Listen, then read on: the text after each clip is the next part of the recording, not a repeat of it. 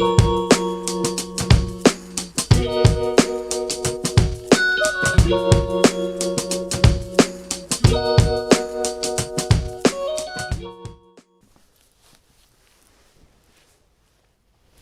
avez vu aujourd'hui, c'est Corporate. Je suis ravi de vous retrouver à nouveau pour le projet Coach Station. Connaissez-vous l'Eki Coaching? En quoi consiste l'accompagnement à l'aide d'un cheval à travers ce métier formidable qui est le coaching professionnel? Vous allez le découvrir grâce aujourd'hui à notre invité Camille Marzec, qui a fondé IBF Eki Coaching et qui est révélatrice de talent pour les professionnels et les particuliers. Voilà, je vous dis à tout de suite. Allez, c'est parti. Voilà, bienvenue Camille sur Coach Station. Merci Marc de me recevoir aujourd'hui. Bonjour Camille, merci à toi. Alors, tu vas nous faire découvrir tout un univers qui est celui du l'Eki Coaching. Oui. C'est un type d'accompagnement. Tu vas nous en dire un petit peu plus. Et puis savoir tout de suite là, alors en off, on avait un petit peu commencé à échanger, mais qu'est-ce qui t'a amené à faire du coaching en tant que... Donc, je rappelle que tu es coach professionnel. Après, tu vas Oui. nous dire un petit peu ton type d'accompagnement en tant que coach professionnel, mais qu'est-ce qui t'a amené à ce métier-là? Alors, c'est d'abord un parcours assez alors ce que maintenant on qualifie de parcours atypique, Ouais, hein, c'est-à-dire que donc j'ai commencé, donc j'ai fait mon bac, général, j'ai fait un bac littéraire et vient le moment d'aller à la fac ouais, et j'avais pas forcément de projet précis, j'aimais bien la musique, je me suis dit: «Peut-être musicologie, tout ça», bon. 2 semaines avant de rentrer à la fac, j'ai tout lâché. d'accord, Je me suis dit: «Non, c'est pas pour moi, ok, je me vois pas faire ça». Depuis, toute petite, donc je monte à cheval depuis que j'ai attaqué les cours en baby poney, je devais avoir 4 ans.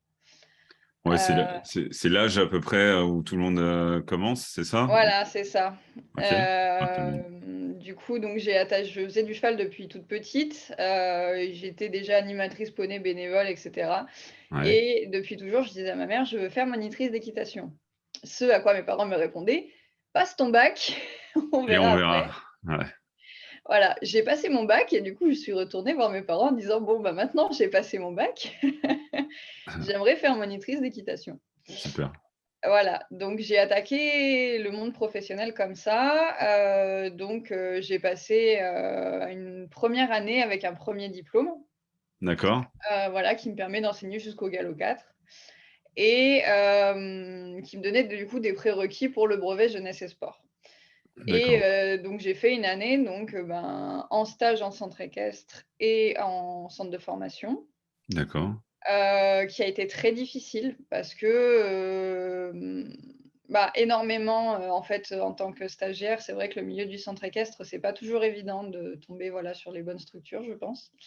ah, ça c'est ça. Énormément d'heures, pas payées bien entendu. Ouais, ouais, Qui m'ont menée à un premier burn-out à la fin de mon année où physiquement et mentalement, en fait, j'étais complètement épuisée.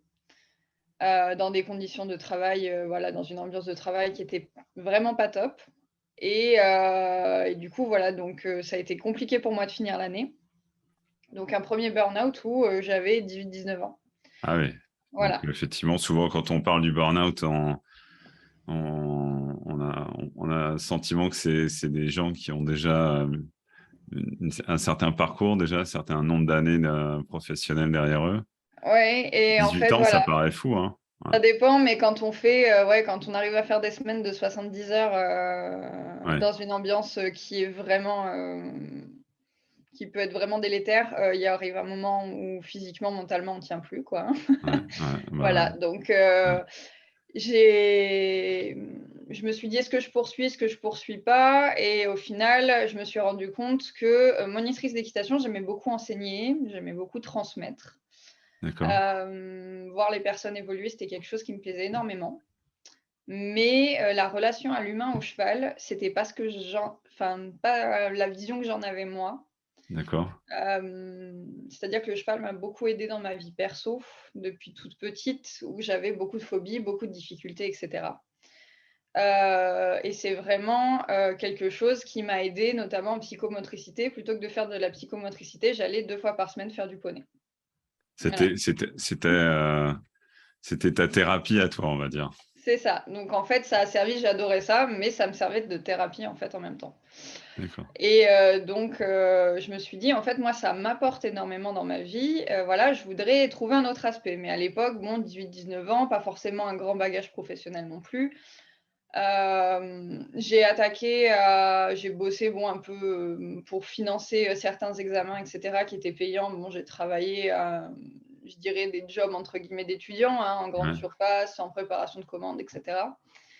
Et après je me suis dit: «Bon, j'aime bien l'enseignement, peut-être que je peux l'allier à autre chose que l'équitation». ouais, Donc pour ça, je me suis dit: «Bah, je vais m'engager sur 1 an». J'ai fait un service civique pendant 1 an dans une école, primaire, Montessori. Où du ouais. coup, j'étais donc assistante, j'étais le doublon du professeur, en fait, si on peut dire ça. Donc du coup, vu que c'était des classes multiniveaux, Tu, tu, heu, tu veux nous faire une parenthèse sur Montessori ou un retour heu, d'expérience? un retour d'expérience. Alors, c'est Montessori, je dis Montessori, c'est vrai que c'était une école alternative Ouais, qui, se servait de concepts Montessori et aussi, d'autres, concepts d'écoles alternatives. Ils faisaient un petit peu, entre guillemets, «à leur sauce». ouais, Mon retour d'expérience, c'est que c'est bien pour certaines choses. Il y a certaines choses où j'ai trouvé que c'était bien parce que ça mettait en valeur certains points forts quand même des élèves. Des élèves qui pouvaient avoir des difficultés, d'apprentissage, dans certains domaines. Par exemple, ça peut être des enfants qui, sont, férus d'histoire, qui ont une connaissance, mais même au-delà de la nôtre, qui ouais, vraiment, ouais, voilà, excellent là-dedans et qui par contre détestent, tout ce qui est français, orthographe et cetera. Je me souviens que la prof, bah, cet élève-là, elle lui disait: «Bah, tu adores l'histoire, tu as qu'à écrire un livre qui raconte, toi, l'histoire, les Vikings, tout ça, tout». Et du coup, amener du coup à lui faire faire du français, à lui faire faire de la conjugaison, de l'orthographe et cetera, mais par le biais de quelque chose qu'il aimait. Et donc ouais, ça, par ouais, contre, j'ai trouvé que c'était quelque chose de très bien pour mettre en lumière les talents de chacun, ouais, ouais. pour aussi avoir, tout ce qui était, alors je pense que ça a ses limites aussi, mais il y a des bons côtés aussi à tout ce qui va être la bienveillance. Ouais. Donc ils étaient très, éducation bienveillante. Alors je trouve que c'est bien dans certaines mesures. Je pense que, selon moi, de ce que j'ai vu, c'est très bien qu'il y ait une éducation bienveillante, mais pour moi, le cadre reste important. Ça, je me doutais que tu allais dire ça. C'est la coach qui parle, là. Voilà. C'est le cadre qui doit être posé, là. Ouais. Voilà, Ok. c'est le problème, c'est que, voilà, après, c'est peut-être pas dans toutes les écoles pareil. Je pense qu'il y a plein Ouais, d'écoles ouais, alternatives qui ont ouais, forcément plein de façons d'exercer différentes. ouais, Mais, moi, de ce que j'ai pu en retirer, c'est qu'effectivement, la bienveillance, c'est bien parce que des fois, quand tu as certains élèves qui arrivent de l'extérieur, qui vont avoir tendance à être un peu chahuteurs, un peu, voilà, agressifs et cetera. Le groupe qui a été, entre guillemets, qui a eu l'habitude du coup un peu de cette bienveillance et cetera, à qui on a inculqué un petit peu ce genre de valeurs, va souvent remettre l'élève qui arrive en fait dans, «Bah, non, en fait, c'est méchant ce que tu fais, pourquoi tu ouais. fais ça?» et cetera, et remettre en question celui qui arrive sur ses comportements. Et ça, D'accord. par contre, sur des enfants qui ont 8-10 ans, j'ai trouvé que c'était très intéressant en fait comme Ouais, approche. ouais, ouais. Voilà, Ouais, c'est après chouette, c'est ouais, chouette. C'est chouette que voilà. tu nous partages ça. Bon, merci de nous avoir partagé ça parce que c'est vrai que, enfin, en tant que parent, moi-même, je me pose des questions. C'est une méthode dont on entend souvent parler. Et pour faire le parallèle avec aussi ton parcours, c'est vrai que parfois on emprunte des chemins. Et c'est ton cas. Alors, tu vas nous en dire un peu plus entre l'équitation et le coaching. C'est que parfois on emprunte des chemins qui, pour certains aujourd'hui, ne sont pas forcément évidents ou en tout cas méritent d'avoir un peu plus de lumière, d'explication dessus. Puis finalement, on se rend compte que c'est un chemin qui fonctionne très bien. De toute façon, personne n'a la prétention aujourd'hui, et encore moins dans le coaching, d'avoir, j'allais dire, la panacée, quelque chose qui va correspondre à tout le monde et pour tous les objectifs ou les problématiques. Mais en tout cas, c'est chouette que tu nous partages ce parcours parce que justement, c'est un chemin qui est là aussi un peu hors norme, on va dire, Oui. dans l'éducation enfin, nationale. C'est un sujet qui est parfois évoqué, mais on sent que c'est pas forcément le chemin qui est pris pour l'instant. Et moi, j'aime beaucoup ce parallèle avec toi, où justement, toi, t'as fait ce lien entre l'équitation qui est pas forcément lié directement au métier de coach, et tu en as fait vraiment quelque chose qui aujourd'hui te personnalise à la fois sur le plan euh, humain, j'allais dire, et à la fois sur le plan pro, quoi. Oui. Alors vas-y, je te laisse continuer. Bah, du coup, donc, j'ai fait donc ce Montessori, enfin ce service civique, du coup, pendant une année. Ouais, Et après, donc, changement de vie, puisque j'ai rencontré du coup mon conjoint actuel qui habitait ouais, sur Lyon. Donc, je me suis dit, bon, je pars sur Lyon, parce qu'à l'époque, donc, j'étais encore chez mes parents. Voilà, j'avais pas forcément. Du coup, je suis partie en fait sur Lyon. Et sur Lyon, donc je me suis dit, je vais faire une reprise d'études. Mon conjoint actuel était: «Bah, écoute, c'est dommage que tu en restes là, voilà, essaye de». Donc je me suis dit: «Bon, je vais essayer de reprendre des études». J'avais postulé à la fac pour faire une, LEA, donc ouais. langue étrangère appliquée, en anglais et italien, parce que j'aime bien les langues. Et je me suis dit: «On verra un peu où ça mène». Bon, malheureusement, quand j'ai voulu faire ma reprise d'études, ça a été le début de la galère de Parcoursup, Ah, donc où il y avait très, très peu de places en fac, et donc vu que moi, en plus, j'étais sur une reprise d'études, mon dossier est pas passé. ouais, t'étais pas forcément prioritaire, c'est ça? Non. D'accord. Du coup, voilà, donc j'avais pas forcément de place, donc j'ai essayé de trouver autre chose. Ouais, Et je me suis dit: «Bah, je vais essayer de trouver», à la base, je me suis dit: «Bah, l'administratif», j'en faisais un peu en service civique, web marketing administratif, ça me plaisait pas trop mal. Je vais essayer de trouver un job là-dedans. Mais trouver un job sans diplôme, même s'il y a un peu d'expérience, c'est toujours compliqué. c'est vrai. Et du coup, je suis tombée donc sur une école, école de management, qui faisait du coup des BTS, assistante de gestion, PME, PMI. Ouais, Je suis allée passer un entretien et ils m'ont dit: «Bah, en fait, si tu veux, nous, on cherche une assistante administrative au sein de l'école, en d'accord. alternance, du coup, avec cette formation-là». Ah, Donc je me suis dit: l'alternance. «Nickel».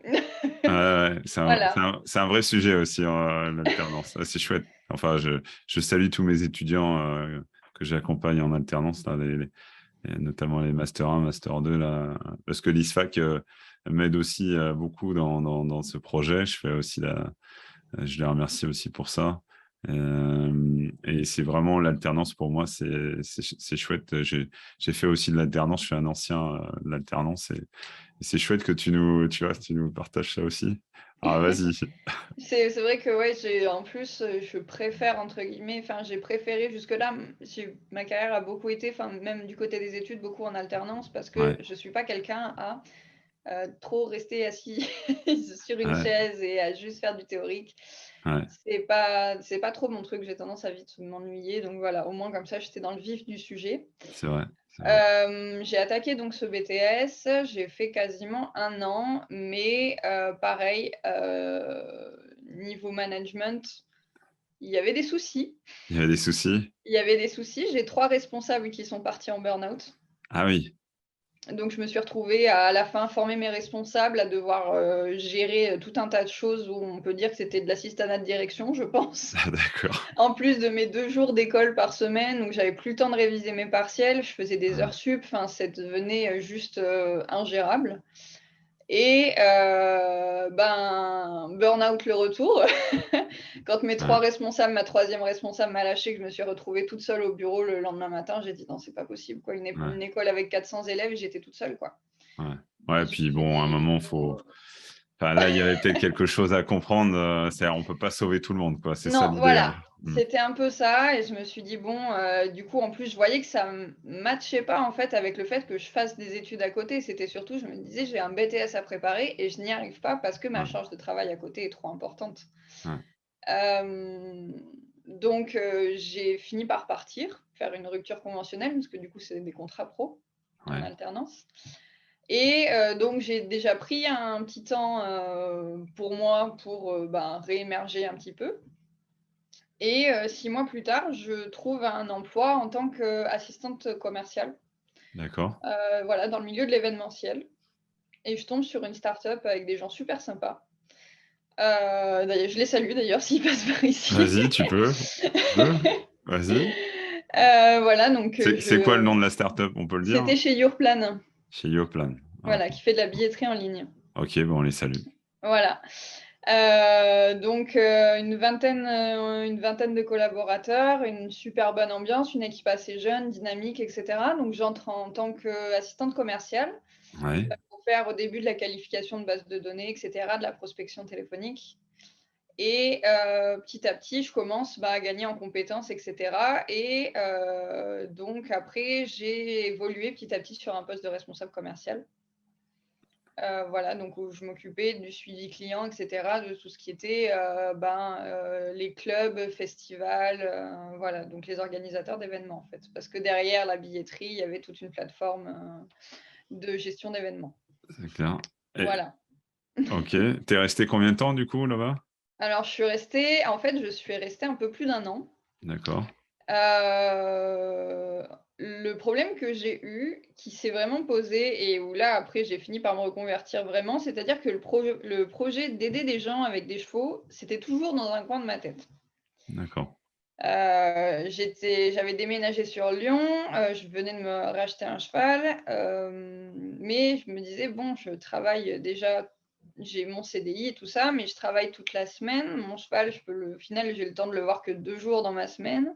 Ouais, Et je voyais en fait au fur et à mesure même des entreprises différentes et des différentes problématiques, que j'ai pu voir, que je continuais en fait à être persuadée que le cheval pouvait apporter quelque chose, à l'humain. Dans la communication, dans le relationnel, voilà, dans plein de choses et parce que moi personnellement ça m'avait aidée, je me suis dit: «Si moi ça m'a aidée, ça peut aider d'autres personnes». c'est clair. C'est clair.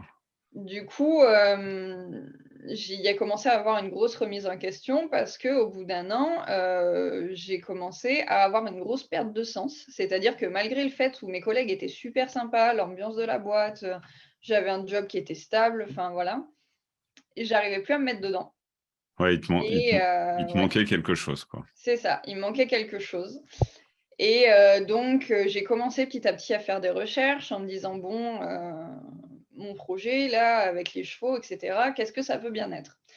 Et au final, j'ai eu la chance aussi dans les écuries où j'étais à l'époque, donc où il y avait mon cheval en pension, d'avoir, donc une fille qui faisait donc de l'équithérapie.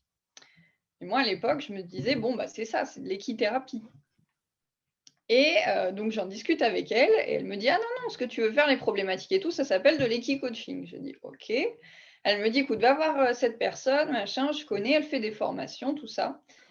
Et donc j'ai commencé à me renseigner. En parallèle, j'ai eu la chance d'avoir, un patron qui était hyper compréhensif et qui m'a accordé une rupture conventionnelle pour pouvoir faire mon projet. Donc parce que quand même la rupture conventionnelle, ça permet d'avoir un chômage derrière et de pas être, voilà, Sans vraiment sans rien, rien, ouais, sinon j'aurais pas pu le ouais, faire honnêtement. ouais. Bon, on le remercie aussi alors du coup. Ouais.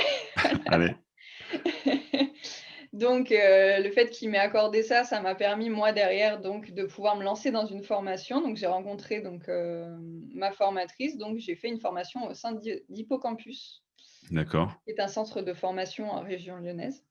d'accord. Bon, Voilà. on mettra le lien Ouais, si tu veux. Ouais, pas de souci, ok. voilà. On peut mettre le lien. Ouais, c'est toujours On mettra intéressant le lien d'avoir. et si jamais vous allez les voir de ma part, voilà, faudra faudra Il y leur aura dire, quoi? Il y aura quoi? Il y aura une ristourne? Bon, on verra ce qui peut être proposé par le centre de formation. Et alors, du coup, tu arrives au centre de formation, tu leur expliques un petit peu tes Bah, motivations? je passe un entretien en fait, tout simplement déjà au téléphone effectivement Ouais, pour savoir mes motivations. Parce que, il fallait, je sais plus exactement, mais il y avait un nombre d'années d'expérience professionnelle quand même à avoir avant de faire cette formation. ouais, ouais. Hem et c'est vrai que, j'étais assez jeune, hein, j'avais, 24-25 ans, Alors, 25 ans je crois. le sujet, on en parlera après, le sujet de l'âge par rapport au métier de coach professionnel.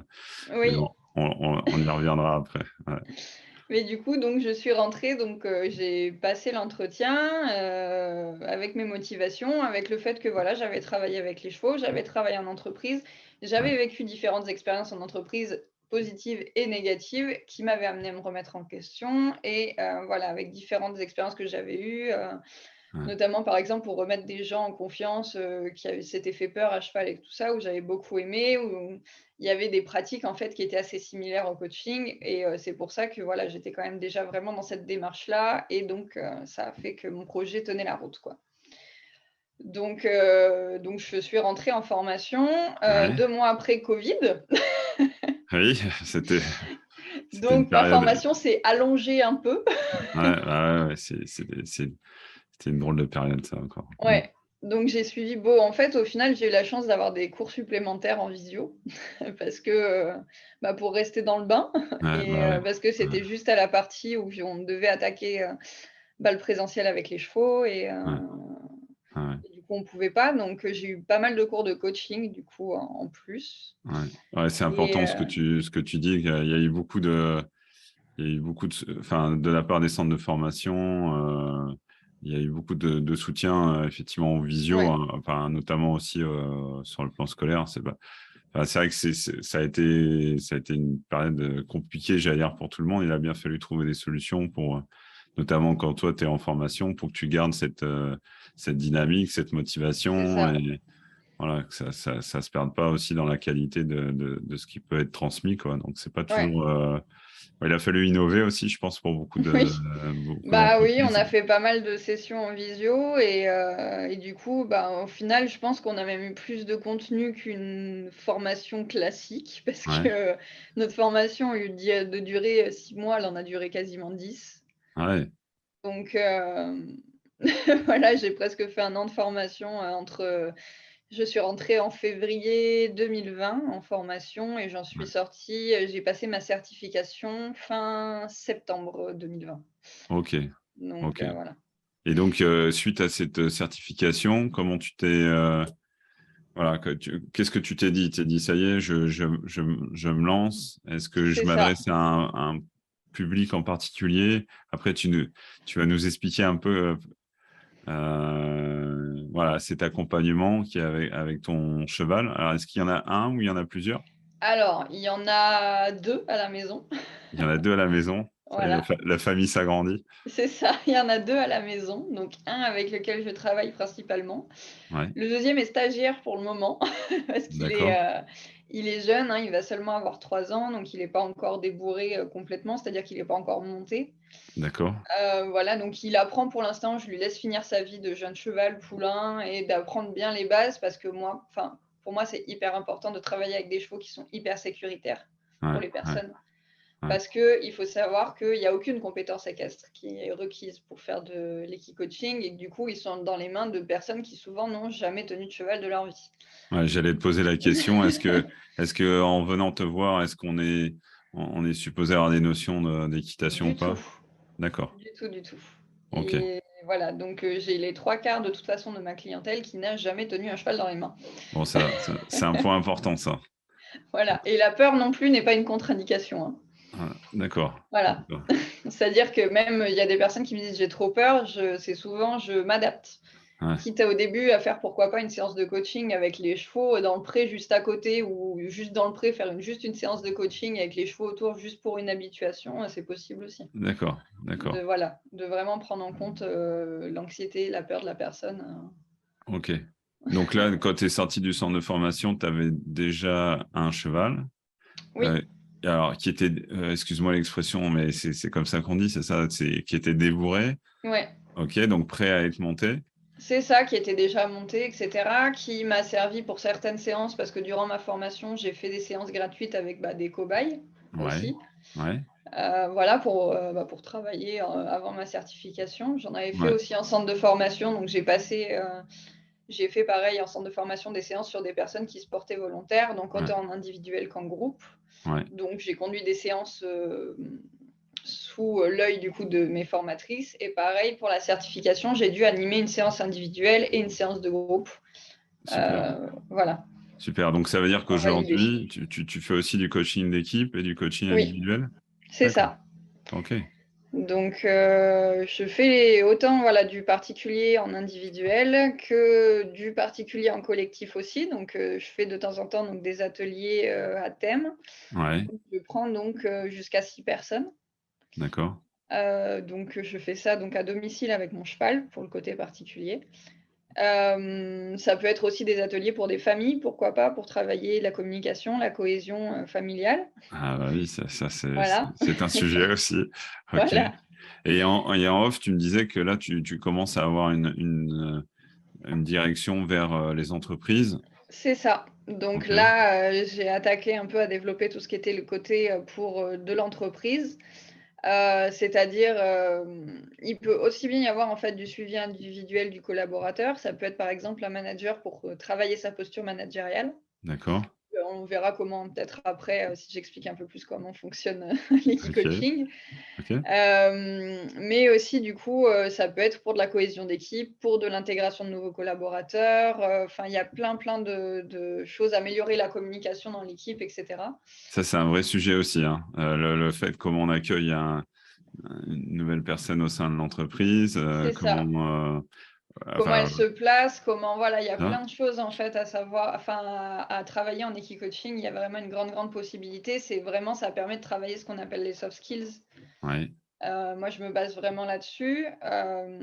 Qui Je est me sers à beaucoup, ouais, là aussi, bon, on avait l'impression que c'était un petit peu, j'allais dire, un effet de mode, pour certains et en fait, on se rend compte que, bah, oui, le savoir-être, c'est très important, hein, aujourd'hui, oui, c'est même essentiel, hein. c'est Tu l'as ça. évoqué à travers les expériences que tu as eues avant d'être coach, on voit à quel point la relation, heu, au sein d'une équipe ou, enfin voilà, la vision d'une entreprise, comment chacun, y trouve sa place aussi. C'est un sujet et surtout que les entreprises sont amenées à alors, tu l'as dit à travers le confinement notamment, hein, on voit que on est un peu chahuté, hein. Il peut y avoir des choses qui changent très vite et comment, justement, au sein d'une équipe, on interagit en interne, mais même aussi avec ses clients, avec ses prestataires et cetera. Donc c'est chouette que tu puisses, aborder ces sujets-là, à travers, Oui, ton accompagnant, là. bah, je pense qu'en fait, j'aborde vraiment ce sujet. C'est voilà, c'est on n'arrive pas au coaching par hasard de toute façon.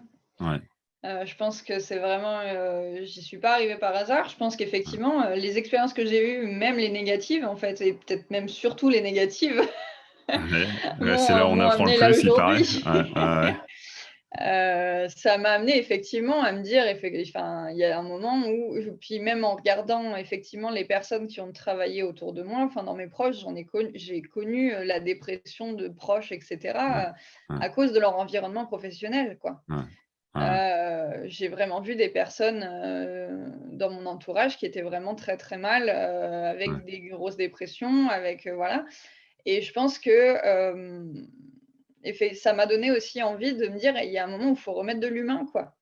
Ouais. Non, mais Il c'est faut important. remettre de l'humain, Ça dans l'entreprise parce qu'une ouais. entreprise qui, «soigne» entre guillemets ses salariés, c'est une entreprise qui est en meilleure santé, quoi. C'est oui. C'est vrai que sur le papier comme ça paraît évident. Après, je pense qu'au quotidien, c'est pas toujours facile à mettre en place Ah non! C'est un et puis travail, ouais, long. ouais.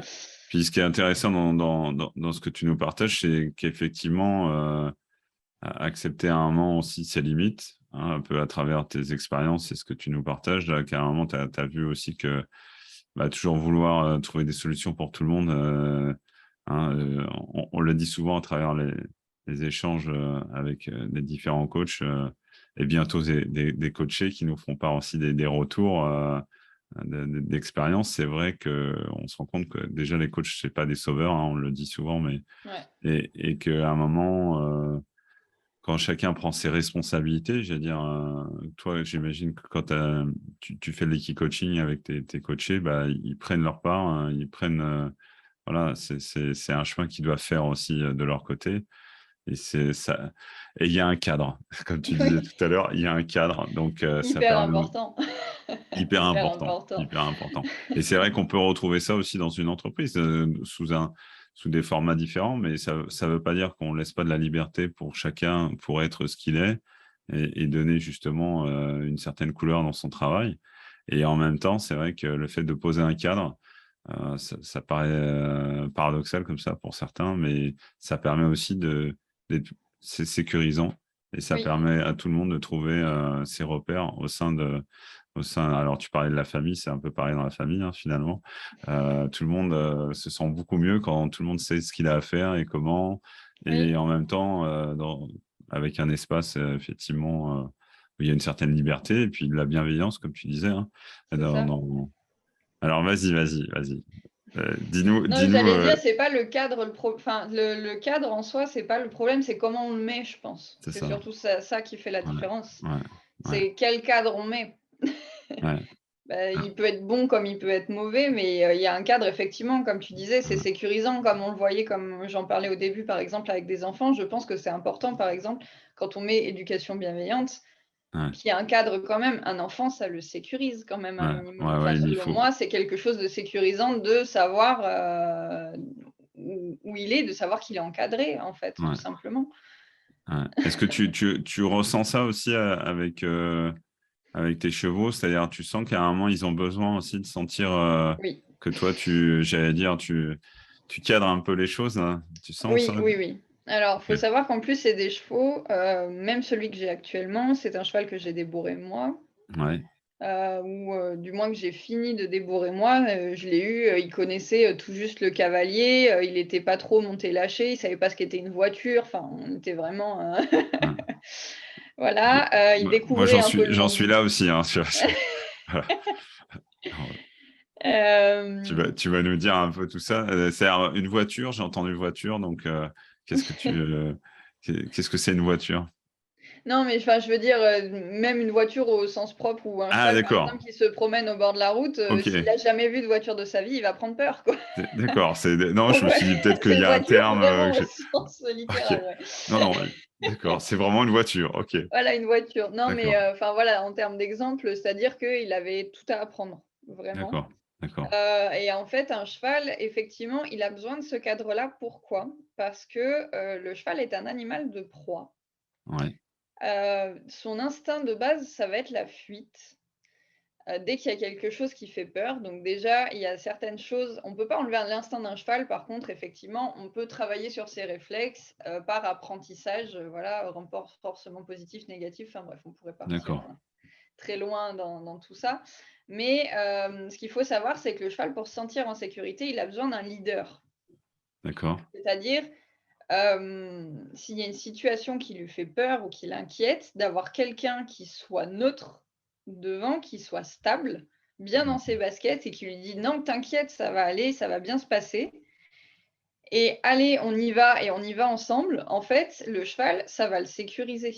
D'accord. C'est pas et du coup, il va y avoir besoin d'un cadre dans ce sens-là, dans le sens aussi où, de toute façon, avec les chevaux, il faut un cadre parce qu'ils font 500 kilogrammes, grosso modo. Si on met pas Ça de commence cadre à à un faire. Ouais. animal de Ouais. 500 kilogrammes, on se retrouve vite avec des problèmes. Ouais. Ouais. C'est-à-dire que s'il nous saute dans les bras à chaque fois qu'il a peur, ça va être compliqué. Ouais. Ouais. Donc le but pour un cheval même, c'est, on apprend au cheval à gérer ses émotions. Lui aussi, il n'y a pas de Ouais, raison. à Bah, lui tiens. aussi, Ouais.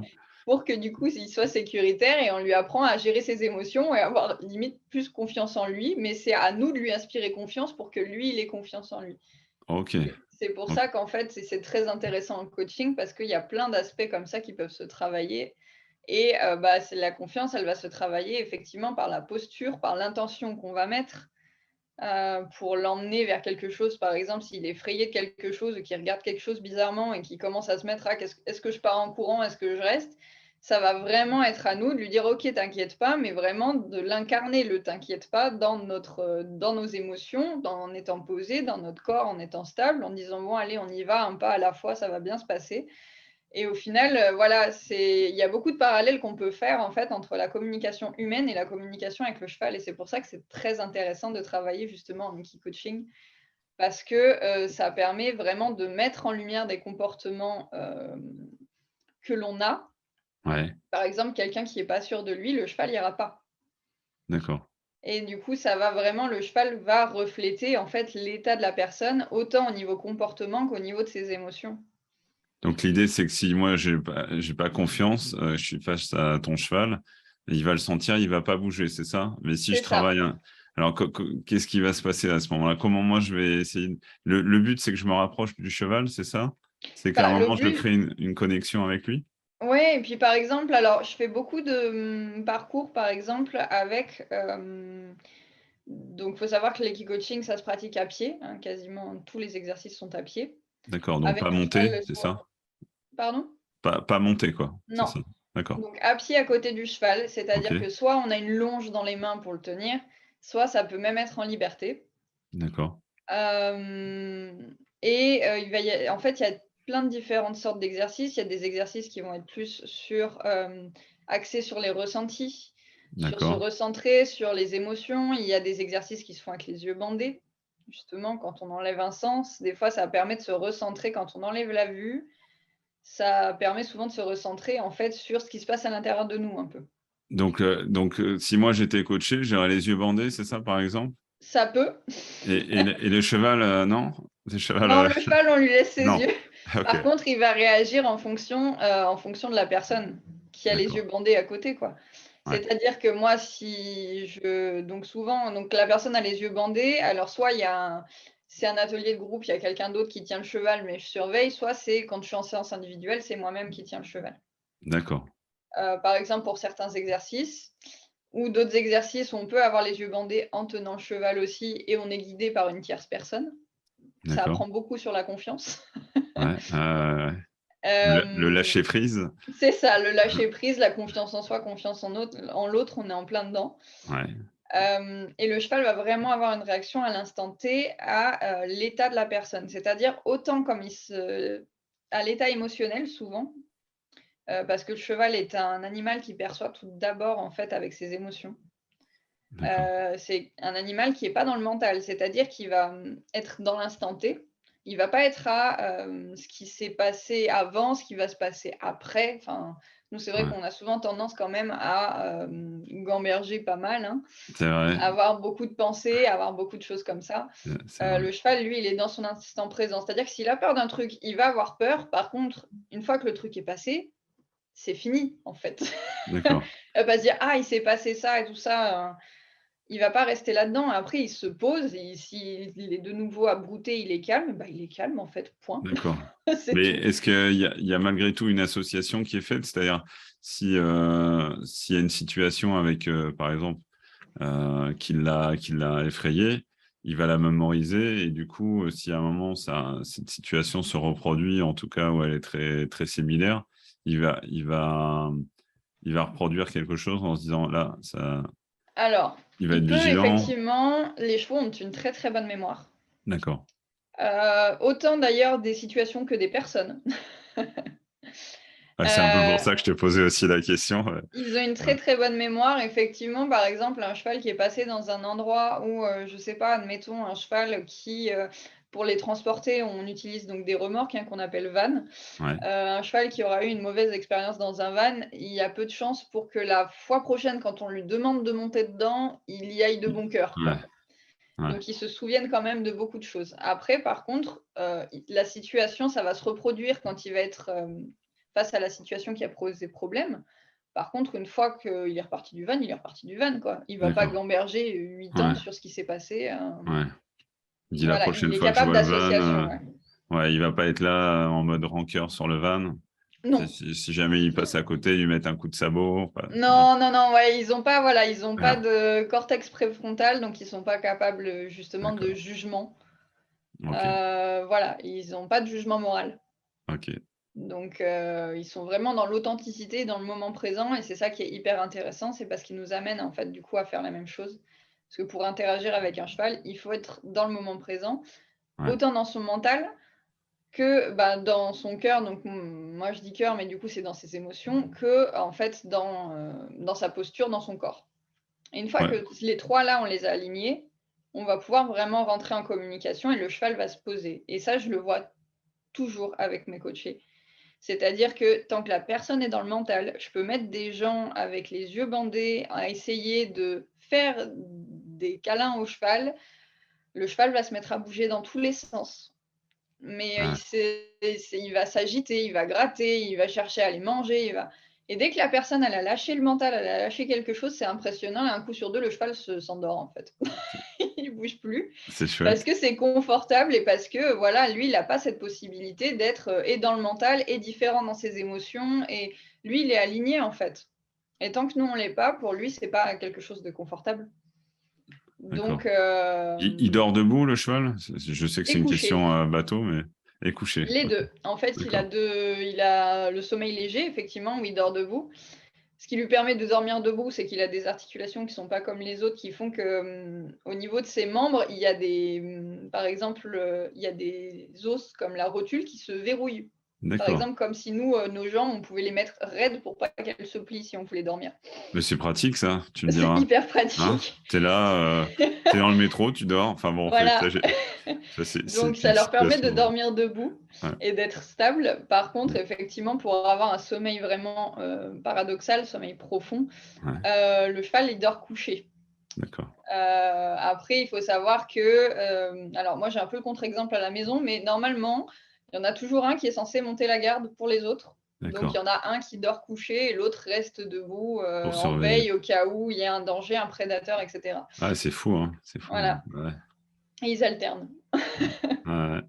Alors, généralement, combien de séances un petit peu pour généralement comment tu proposes un petit peu l'accompagnement? Est-ce qu'il y a un certain nombre de séances qui sont proposées ou ça dépend un petit peu de ce qui est, j'allais dire, la problématique ou l'objectif qui doit être atteint?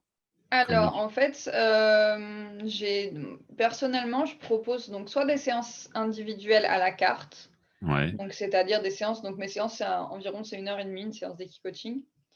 d'accord. Donc, une séance à la carte qui va se découper avec, on va dire, un petit quart d'heure d'échange, au début forcément pour, ce qu'on appelle, en coaching, explorer la réalité, tout ce qui va être problématique, définir l'objectif, les besoins et cetera, Ouais, pour la séance.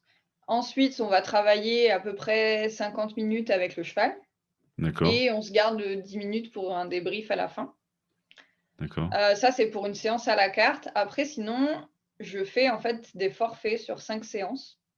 Sachant que souvent les gens prennent une séance à la carte pour voir déjà si ça leur plaît, si Ouais, l'approche ouais. leur convient et cetera. Et puis je pense, savoir si, alors j'ai jamais eu le cas où ça ne passait pas, mais je leur dis toujours, voilà, même savoir si moi mon approche vous convient aussi, parce que c'est comme un coach, c'est comme un thérapeute, comme un psy, enfin, il peut y avoir des personnes qui ne conviennent pas à d'autres et d'autres qui conviennent très bien. Enfin voilà, faut essayer. Ouais, c'est très important ce que tu dis, c'est vrai, c'est vrai. Ouais, non, non, parce que ça, là aussi, hein, il y a des choses parfois quand on échange comme ça qui peuvent paraître évidentes, mais c'est vrai que c'est important et pour la personne qui est coachée et pour le coach de se laisser la liberté de choisir si ça va le faire ou pas, quoi, pour C'est plein de ça. raisons. Après, et donc c'est bien que tu le dises. Ouais, Et donc après, donc c'est des forfaits de 5 séances. Forfait de 5 séances, je fais une séance, la première, c'est du coaching pur, donc sans cheval. ouais, Vraiment pour, vraiment aller déterminer l'objectif. Donc on prend vraiment 1 heure et demie où on va discuter et où là, vraiment, on va aller explorer la réalité, hein, pour, ouais, sortir toutes les problématiques et être sûr d'avoir le bon objectif. En fonction de cet objectif-là, moi, je vais faire un programme de travail sur mesure sur les 4 séances qui suivent. Donc, avec une progression logique, donc je vais aller, choisir, les protocoles qui vont convenir le mieux, en fait, à la personne en fonction, voilà, des problématiques, des axes qu'elle a à travailler et donc je lui fais un programme après pour les 4 séances d'après. Mais donc c'est entre 5, 6 séances, en fait, un suivi complet parce qu'on d'accord. compte la petite séance de découverte quand même où je pense qu'on débloque quand même des choses en une séance, même si on ne résout pas tout. Ouais. Ça permet à la personne de voir si ça convient et aussi des fois de préciser sa problématique. Ça, c'est un principe de flash coach, ce qu'ils appellent le coaching flash maintenant, un petit peu cette approche-là. Ça Ouais, permet d'avoir une, d'avoir une première impulsion, j'allais dire, une première introspection par rapport à ce sur quoi on veut travailler, quoi. c'est ça, Ok, voilà. ok. Et parce que souvent, au final, les gens viennent avec une problématique, font une séance et souvent ils reviennent et Ouais, ouais, et il y a ouais, plein de lignes qui ont bougé donc ouais, ouais. donc des fois, on se retrouve plus du tout sur le sujet de base et même eux sont étonnés, se disent: «Ah mais je pensais pas qu'il y avait ça derrière», mais Ah oui, il y a, il y a la demande et il y a le vrai besoin. c'est ça. Ok, ok, Voilà un peu, comment je travaille, pour, tout ce qui est du particulier, voilà, c'est entre 5-6 séances. ok. Et donc, par rapport aux entreprises, ça va être l'approche va être un petit peu la même ou C'est différent l'entreprise. Alors ça dépend si c'est du suivi individuel d'un collaborateur.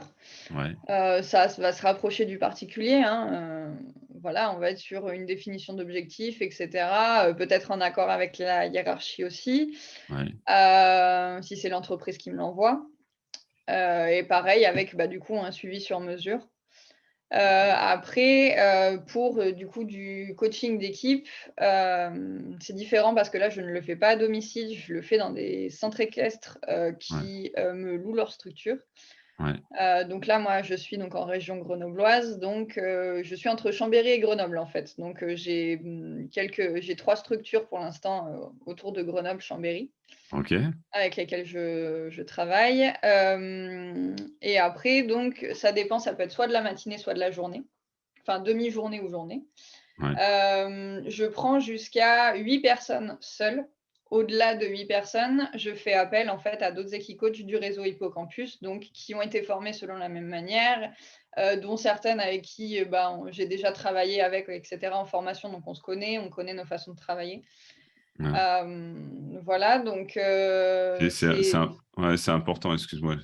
C'est important effectivement que tu le dises parce que souvent le coaching d'équipe, ça se fait à plusieurs pour différentes raisons. Aussi, bah, par rapport à ce que tu disais au niveau du cadre, ça permet aussi de garantir le cadre. Et puis en termes de gestion du coaching, c'est ouais. quand même plus facile, Bah, surtout. histoire d'être présent en fait à tout le monde quoi, parce Ouais, que c'est ça le plus compliqué. C'est-à-dire que le coaching de toute façon, bah, il y a toujours, de l'émotionnel, il y a toujours plein de choses qui sortent et du coup, bah, faut que personne soit laissé pour compte, il faut être attentif à tout ce qui se passe. Là, en plus, on a des chevaux au milieu de tout ça, donc il faut quand même veiller à la sécurité aussi des participants. ouais, ouais, Voilà, donc de toute façon, il y a toujours je fais toujours donc signer pareil, autant pour le coaching individuel que pour le coaching d'équipe, particulier entreprise, je fais toujours signer une fiche avec qui, ressasse en fait toutes les règles de sécurité à avoir avec les chevaux. ouais. Voilà, pour que ça se passe bien. Pareil, je fonctionne avec des contrats, donc pour, déjà être sûr que le cadre il soit posé, ne serait-ce que d'une façon légale, où il y a ma déontologie, où il y a tout dessus. Ouais. Non, mais c'est Donc vrai que tu as voilà. raison, c'est important.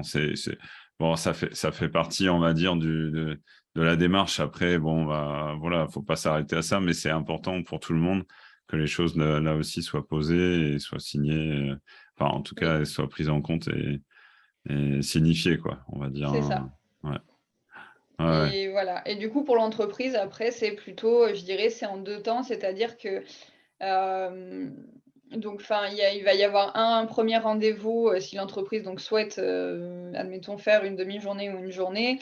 Il y a un premier rendez-vous donc avec le chef d'équipe, Ouais, voilà pour, bah, déterminer, pareil qu'avec un particulier en quelque sorte, hein, les problématiques, l'objectif et cetera. Il y a un premier rendez-vous. Moi après je me charge d'aller voir les centres équestres, réserver les structures, sélectionner les chevaux, pour ouais, être sûr que ce soit des chevaux qui correspondent bien aux exercices que je veux faire. Donc pareil, j'élabore un programme de travail sur mesure et derrière, après donc il y a l'animation de la journée, donc soit seule, soit avec, bah, des collègues, voilà, du même réseau, s'il y a plus de 8 personnes et après, ben, soit en plus, je peux mettre aussi tout ce qui est, traiteur et cetera. Je peux m'en charger aussi, pour l'entreprise, histoire de vraiment de leur proposer une journée en fait, entre guillemets «all inclusive», sur une ouais, bah, journée. c'est chouette que tu proposes ça. Ouais, ouais. Puis bon, Voilà. tu as eu une expérience dans une autre vie professionnelle qui t'a amené aussi dans l'événementiel. J'imagine que là aussi, il y avait des choses à organiser, ce que tu disais tout à Alors, l'heure. je j'étais pas trop sur l'organisation. Moi, j'étais Non? vraiment plus sur du commercial, «technique» entre guillemets, sur de la D'accord. vente de plateforme. Mais après, le fait, c'est vrai que d'être en contact de toute façon avec l'événementiel, on se rend compte de tout ce qu'il y a derrière Des et besoins aussi, ouais, qu'il peut y des avoir. besoins. Après, voilà, c'est pour ça que de toute façon, au début, c'est ce que je dis aux entreprises, je fais au sur mesure en fonction des besoins de l'entreprise. Ouais. Voilà. Bon, bah, c'est chouette. Bravo, hein. On se tient au jus pour tout ça. Je te remercie beaucoup pour notre échange et puis de nous avoir éclairé sur cette approche. des key coaching.